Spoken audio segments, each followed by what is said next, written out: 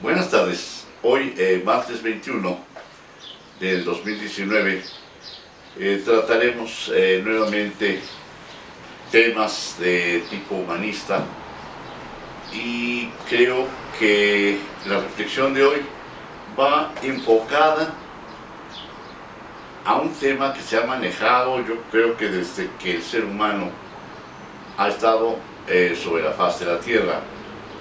Me refiero a lo que se antoja una contradicción.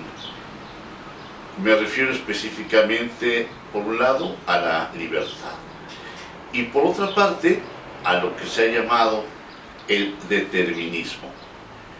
Para eso me gustaría iniciar con algo que nos señala Descartes. Él nos dice que el libre albedrío es ese poder que nos induce a elegir lo peor cuando conocemos lo mejor. Si tenemos ese poder de elegir, yo me pregunto por qué tenemos que elegir lo peor.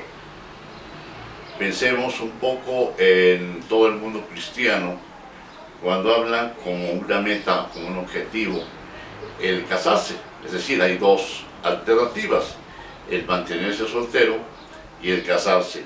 ¿Qué es mejor? Repito, estamos hablando del mundo cristiano, de la gente cristiana, opta por casarse. Y luego, pues viene otra alternativa: mantenerse en el matrimonio o divorciarse. Y prefieren divorciarse. Aquí es donde existe ese choque, esa oposición, yo diría brutal.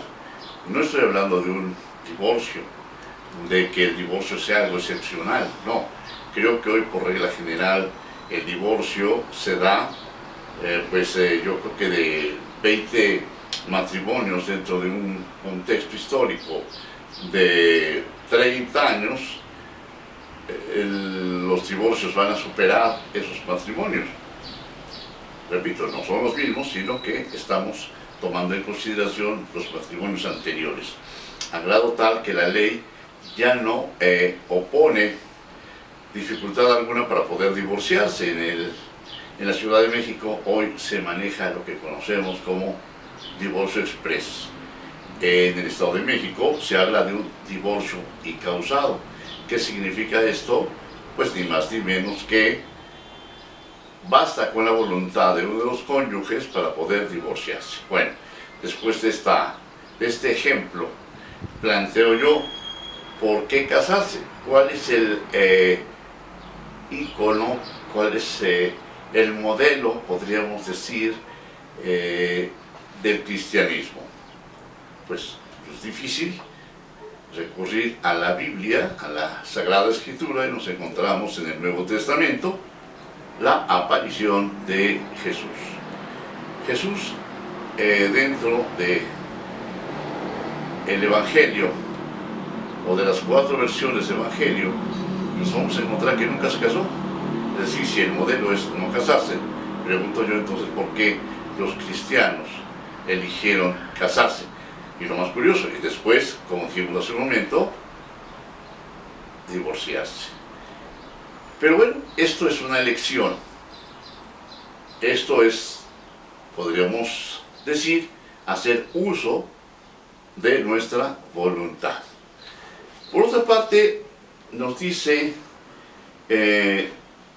Spinoza, las actividades de la mente surgen solo de las ideas adecuadas. Los estados pasivos de la mente dependen de las ideas inadecuadas.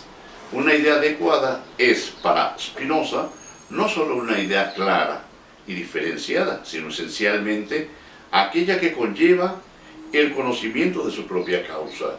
En el primer caso, la libertad es el resultado de una opción de la voluntad. En el segundo, depende de la conciencia. Por tanto, es difícil pensar en el libre albedrío sin una conciencia entendida como emancipación interior. Pensemos en un ejemplo. La mujer busca belleza en su rostro, en su cuerpo, y tiene dos alternativas para ello. Una alternativa es cuidar su salud, dormir bien, descansar, hacer ejercicio físico, el ejercicio adecuado, una alimentación buena, y no prefieren esto, sino que eligen una idea, yo diría, inadecuada. Una idea, podríamos llamar en términos de Spencer, pasiva. ¿A qué me refiero? A usar, a contratar a cirujanos plásticos para que moldeen su cara, su cuerpo, con los resultados que muchos ya conocemos, son verdaderamente fatales. Pero esto, desde otra perspectiva, vendría siendo un cierto facilismo. Y entramos al tema fundamental. Recordemos, los que son más o menos de mi edad, a un poeta, Amado Nervo, que nos decía que el hombre es el arquitecto de su propio destino. Esto sería libertad. Hacer uso de la libertad es obtener lo que yo quiero, llegar a donde yo deseo. Pero, por otra parte, estaríamos hablando de un determinismo. Es decir, hay determinismo biológico, determinismo social, psicológico, etc. ¿A qué me refiero? A que no escogemos dónde vamos a nacer, no escogemos la nacionalidad, ni nuestra estatura, nuestro color. Ya estamos con un cerebro determinado y tenemos, ya desde que nacemos, ciertas aficiones, ciertas tendencias, diríamos ciertos dones para realizar algunas actividades. Es más, cuando Sócrates nos dice que el ser humano debe conocerse a sí mismo, implica más adelante que el conocerse implica descubrir cuáles son sus potencialidades. Esto ya traducido en lenguaje aristotélico. ¿Cuáles son nuestras potencialidades? Nuestra capacidad de hacer algo y de hacerlo muy bien porque nos gusta, porque, valga la expresión, para eso nacimos. Entonces, si yo tengo facultades para poder ser pintor, tendré que ser pintor. La pregunta es, ¿yo determiné ser pintor? ¿Yo quiero ser pintor? ¿O esa calidad que tengo, cuando la descubro, me hace que vaya yo especialmente a ser pintor? Entonces no existe realmente una voluntad partiendo de una idea de libertad. Hay una voluntad siempre partiendo de lo que digo soy. Me he descubierto a mí mismo. Entonces, esta idea de libertad se ha manejado, digamos, desde otra perspectiva, con filósofos como Sartre, como todos aquellos que están o estuvieron en la época de 50, 60 del siglo pasado, y se hablaba de un existencialismo, es decir, una cierta rebeldía hacia ese determinismo. Yo quiero ser escritor a pesar de que no tenga esas facultades para escribir. Tengo que aprender a que me guste escribir. Y así podríamos enumerar muchos casos, muchos ejemplos. Y yo creo en lo personal que sí existe la libertad, siempre y cuando también, primero, sí descubramos nuestras facultades. Y bueno, pues yo creo que dentro de ese límite de capacidad que tenemos, podemos escoger lo que podamos desear.